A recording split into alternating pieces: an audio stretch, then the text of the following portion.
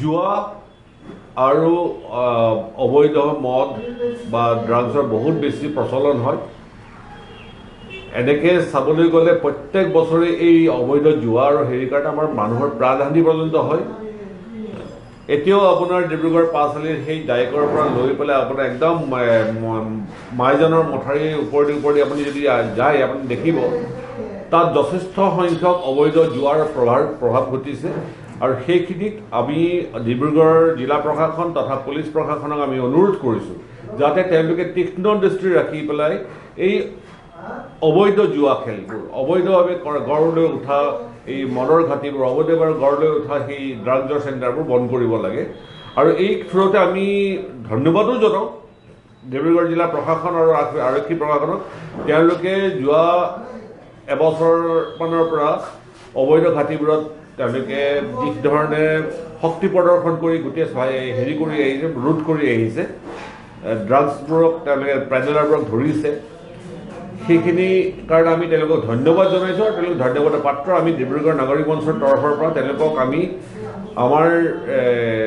শুভকামনা যাচিলোঁ তাৰ কাৰণে।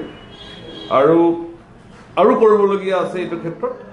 আমি ড্ৰাগ পেডেলাৰবোৰ ধৰিছোঁ, কিন্তু ড্ৰাগ আসক্ত যিসকল আছে তেওঁলোকক আমি একো কৰা নাই।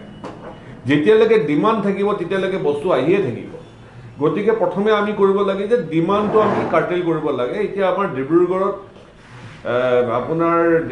অসম মেডিকেল বিভাগতে, অসম মেডিকেল কলেজতে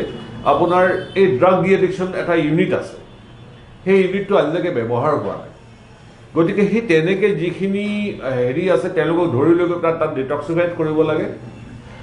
আৰু ময়ো আমাৰ সেই যিখিনি বেচৰকাৰী সন্থা আছে যিসকলে ইয়াত জড়িত হৈ আছে তেওঁলোকেও আৰু এটা কথা হ'ল যে চিচিটিভি ইনষ্টলেশ্যনটোৰ কাৰণে সেই CSR ফাণ্ডৰ পৰাই আমি টকা লৈ পেলাই ডিব্ৰুগড় যিখিনি চাৰিআলি পাঁচআলি যিখিনি জংচন পইণ্ট আছে সেই গোটেইখিনিত সেই চিচিটিভি হাই ডেঞ্চিটি কেমেৰা লগাব লাগে। আৰু 2 নম্বৰ কথাটো হৈছে আপোনাৰ আমি তেতিয়াই কৈছিলোঁ আমাৰ চেম্বাৰ অফ কমাৰ্চৰ সহযোগ লৈ পেলাই প্ৰত্যেকখন দোকানৰ সন্মুখত যদি এটা চিচিটিভি কেমেৰা থাকে সেইখিনি সেই দোকানখনকো সুৰক্ষা দিব আৰু তেওঁলোকৰ তাত অহা বা তেওঁলোকৰ আশে পাশে থকা ৰাইজকো সকাহ দিব বুলি আমি ভাবোঁ। আৰু গতিকে আমি ডিব্ৰুগড় ডিষ্ট্ৰিক্ট আৰু চেম্বাৰ অফ কমাৰ্চক পোনপটীয়াভাৱে আমি অনুৰোধ কৰিছোঁ যাতে তেওঁলোকে এই কথাখিনি চিনচিয়াৰলি লৈ এটা চিচিটিভি কেমেৰা বহুত টকা নালাগে, 3-4-5 হাজাৰ টকাৰ ভিতৰতে সেইটো লগাব পৰা যায় আৰু সেই বস্তুটো লগাই পেলাই ৰাইজক উপকাৰ কৰোঁ বুলি আমি আশা কৰিলোঁ। 5 নম্বৰ কথাটো হৈছে আপোনাৰ এই 37 নং ৰাষ্ট্ৰীয় ঘাইপথৰ যিটো বাইপাছ সংলগ্ন যিখিনি এই চকৰিটো আছে য'ত তাৰমানে গাড়ীবোৰ ঘূৰি পেলাই এইফালেদি সোমায়, তাতে আমি লক্ষ্য কৰিছোঁ এটা আৰ্টিফিচিয়েল মৈদামৰ ব্যৱস্থা কৰিছোঁ। মৈদামৰ নিচিনাকৈ ওখকৈ ঢাপ এটা মাৰি দিছে, যাৰ ফলত হৈছে কি সিফালৰ পৰা কোন গাড়ী আহিছে ইফালৰ পৰা কোন গাড়ী গৈছে কোনো একো দেখি নাপায়। আৰু সেইটোৱে আমি জানো যে অনতিপলমে ডাঙৰ এক্সিডেণ্ট তাত সংঘটিত হ'ব। গতিকে আমি প্ৰশাসনক অনুৰোধ জনাইছোঁ যে সেই মাটিৰ ঢাপটো তাৰ পৰা নাইকিয়া কৰি তাৰ পৰিৱৰ্তে তাত এখন ফুলনি বা এখন ফ্লাৱাৰ এটা ৱাটাৰ ফাউণ্টেইন টাইপৰ লাইটিং চিষ্টেম বা হাইমাছ লাইট কিবা তেনেকুৱা লগাই পেলাই সেই ঠাইখিনিক তাৰমানে ৰাইজৰ কাৰণে সুবিধাজনক কৰি তুলিব লাগে, সেইটো এটা অনুৰোধ জনাইছোঁ। আৰু এটা কথা ক'বলৈ আপুনি বিচাৰিছোঁ, এতিয়া যিহেতু আমাৰ এই আমাৰ যিটো বাইপাছৰ যিখন ব্ৰিজ তাৰমানে আপোনাৰ সেই বকেলৰ ওচৰত ওলাইছে সেইখন সম্পূৰ্ণ হৈ গ'ল। সেইখনক তাৰমানে আজি বহুত দিনৰ পৰা আগতে সেইখন বুলি আমি গম পাইছোঁ, কিন্তু ইনগ্ৰেশ্যনৰ ফৰ্মেলিটিজৰ কাৰণে সেইটো এতিয়াও বন্ধ কৰি থৈছে। সেই ইনগ্ৰেশ্যনৰ কাৰণে বন্ধ কৰি থ'ব সেইটো আমি নালাগে বুলি ভাবোঁ। আৰু আমি ভাবোঁ যে যদি ইনগ্ৰেশ্যন কৰে অতি সোনকালে ইনগ্ৰেশ্যন কৰি ৰাইজৰ কাৰণে সেইখন মুকলি কৰি দিব লাগে। আৰু নহ'লে কি হৈছে আপোনাৰ সেই সৰু আমাৰ যিটো ৰাজপথ আছে ইয়াত এতিয়া আপোনাৰ তিনিচুকীয়ালৈ যোৱা সেইটো যথেষ্টখিনি ভিৰ হয়। আৰু তাত আমি দেখিছোঁ সেই জেগাখিনিত মানে এতিয়া তলেদি যিখিনি বাইপাছ হৈ পেলাই আহে তলেদি পাৰ হোৱাৰ সময়তো বহুতখিনি যান জঁটৰ সৃষ্টি হয়। এতিয়া সেইখিনি নহ'বৰ কাৰণে আমি অনুৰোধ জনাম যে প্ৰশাসনক আৰু আমাৰ অসম চৰকাৰক যে অনতিপলমে সেইটো তেওঁলোকে মুকলি কৰি দিব লাগে। 6 নম্বৰ কথাটো হৈছে বৰ আচৰিত লগা কথা, আমাৰ চৌকিডিং চাৰিআলিত প্ৰশাসন যন্ত্ৰৰ সন্মুখতে থকা যিটো ক্লক টাৱাৰ সেই তাৰ ঘড়ীটো কেতিয়াও সম্পূৰ্ণ কেতিয়াও শুদ্ধকৈ নাথাকে সদায়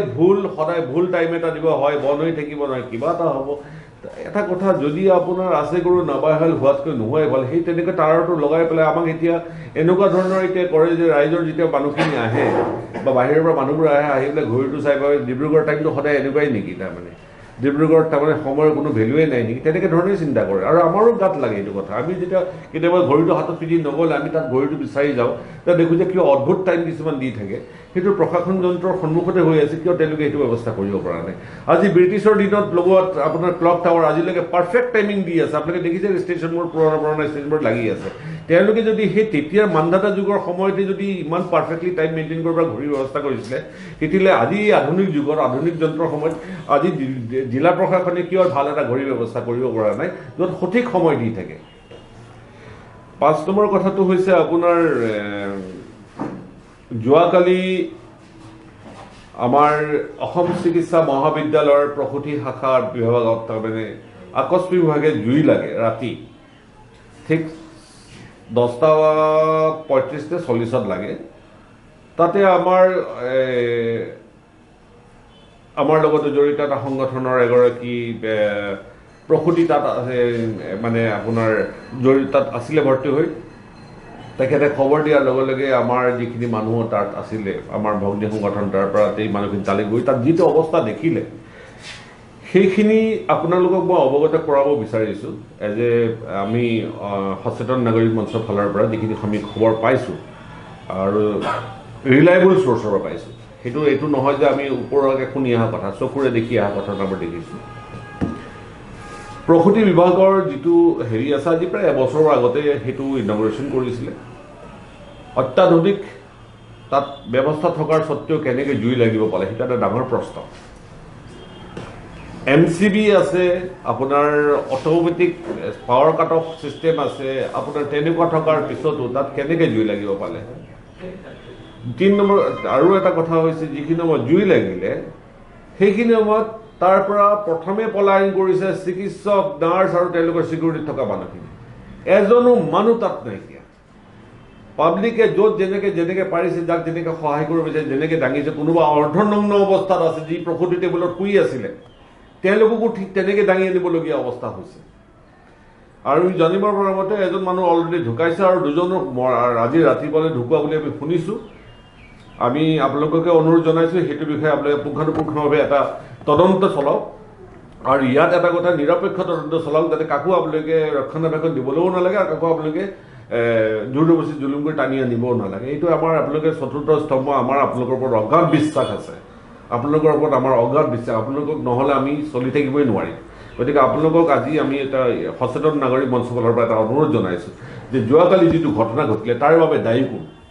সেই দায়ীজনক বিচাৰি উলিয়াওক প্ৰশাসনৰ সহায় লওক প্ৰশাসনকো আমি অনুৰোধ কৰিছোঁ আমাৰ ভাৰতৰ চতুৰ্থ স্তম্ভৰ সাংবাদিকসকলক সেইখিনি আপোনালোকে এটা সুবিধা দিয়ক যাতে আপোনালোকে যদি বিচাৰি উলিয়াব নোৱাৰে তেওঁলোকক সেইটো বিচাৰি উলিয়াবলৈ আপোনালোকে সেইটো দিয়ক নিৰপেক্ষ তদন্ত হ'ব লাগে আৰু এনে দুৰ্ঘটনা যদি ভৱিষ্যতলৈ নহয় তাৰ বাবে মই প্ৰশাসনক অনুৰোধ জনাইছোঁ যাতে তেওঁলোকে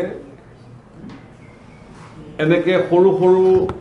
নতুনকৈ জন্ম হোৱা শিশু আৰু তেওঁলোকৰ প্ৰসূতি মাতৃসকলক যাতে এনেকৈ আৰু ভৱিষ্যতে তেওঁলোকৰ জীৱনক লৈ হেতালি নেখেলে 5 নম্বৰ আপোনালোকৰ এইটো আৰু এটা কথা মই আপোনালোকক জনাওঁ আমাৰ এই ডিব্ৰুগড়ত আজি বহুত দিনৰ পৰা এটা আমি কমপ্লেইন শুনি আছোঁ যে পুৰণা সেই আপোনাৰ মলসুবচা বৈৰাগী মঠ বা তেনেকুৱা বহুত জেগাত বাইজান চাইজান ফালে টি পট্টা আছিলে বহুত পুৰণা সেইবোৰ তেতিয়াৰ দিনৰে সেই টি পট্টা ব্ৰিটিছৰ কালৰে টি পট্টা আছিলে তেতিয়া ব্ৰিটিছ যোৱাৰ পিছত সেইবোৰ ঠাইত টি গাৰ্ডেনো নাইকিয়া হ'ল আৰু তেওঁলোকে সেই টি পট্টাবোৰ ম্যাদী পট্টালৈ বহুতখিনি ৰূপান্তৰিত কৰিলে কিন্তু হঠাতে আজি 3-4 বছৰমানৰ ফালৰ পৰা হঠাতে তাত সেই টি পট্টা তাৰমানে যদিও জমাবন্দী দিছে কিন্তু পট্টাত নাম উঠোৱা সেই বস্তুটো বন্ধ কৰি ৰাখিছে আমাৰ বহুখিনি থলুৱা আমাৰ যিখিনি অসমৰ বাসিন্দা এতিয়া তাত কোনো বাহিৰাগত মানুহ নাইকিয়া আমাৰ অসমৰে আমাৰ ডিব্ৰুগড়ৰ চহৰৰ মানুহখিনি আছে তাত বসবাস কৰি আছে বিভিন্ন সূত্ৰে ধৰক এতিয়া বাপেকৰ পৰা পুতেকৰ নামটো উঠিবলগীয়া হৈছে তেনেকুৱা অৱস্থাত সেইটো বস্তু ব্লক হৈ বহি আছে নামজাৰিটো হোৱাগে নাই নামজাৰি নোহোৱাৰ কাৰণে হৈছে কি বহু ক্ষেত্ৰত তাৰমানে আমাৰ চৰকাৰৰ ৰাজহ লছ কৰিছে আৰু ২ নম্বৰ কথাটো হৈছে তেওঁলোকেও বিভিন্ন ক্ষেত্ৰত সেইটো ধৰক কিনা বেচা বা কাৰোবাক কিবা এটা কনষ্ট্ৰাকশ্যন কৰিবলৈ তেওঁলোকৰ অসুবিধা হৈ পৰিছে গতিকে আপোনালোকৰ জৰিয়তে আমি চৰকাৰক এইটো অনুৰোধ জনাওঁ যে এই যিখিনি চাহপত্তা যিখিনি পুৰণা চাহপত্তা আছে অলৰেডি সেইখিনি জমাবন্দী ইছ্যু কৰা গৈছে বহু বছৰ আগতে মানে আপোনাৰ আজি ১৫-২০ বছৰ আগতে সেইবোৰ ৩০ বছৰ আগতে সেইবোৰ কৰা গৈছিলে সেই পতাখিনি তাৰমানে ম্যাদীকৰণৰ কাৰণে নামজাৰিৰ কাৰণে সুবিধা কৰি দিব লাগে আমাৰ অসমীয়া আমাৰ সমাজৰ মানুহখিনি আজি সেইখিনি ডিব্ৰুগড় যিটো আমাৰ নাগৰিক মঞ্চ আছে সচেতন নাগৰিক মঞ্চ সেইটো কোনো সন্থা বা কোনো এটা অৰ্গেনাইজেশ্যন নহয় এইটো এটা সাধাৰণ নাগৰিকৰ এটা প্লেটফৰ্ম হয় ইয়াত আমাৰ কোনো প্ৰেচিডেণ্ট ছেক্ৰেটাৰী নাথাকে ইয়াত খালি আহ্বায়ক আছোঁ আহ্বায়ক হিচাপে মই মুখ্য আহ্বায়ক হিচাপে ৰাজীৱ হাজৰিকা আৰু আমাৰ আহ্বায়ক আছে আমাৰ মইনুল আছে মইনুল হক আছে এইফালে আমাৰ লগত সহযোগ কৰি আছে আমাৰ পাৰ্থ দত্ত এইফালে জিতেন্দ্ৰ কুমাৰ সিং আৰু আমাৰ বহুকেইজন আছে ইয়াত আপোনালোকৰ সাংবাদিক সন্থাৰো আমাৰ বহুতখিনি সদস্য আছে আৰু সকলোকে আমি মানে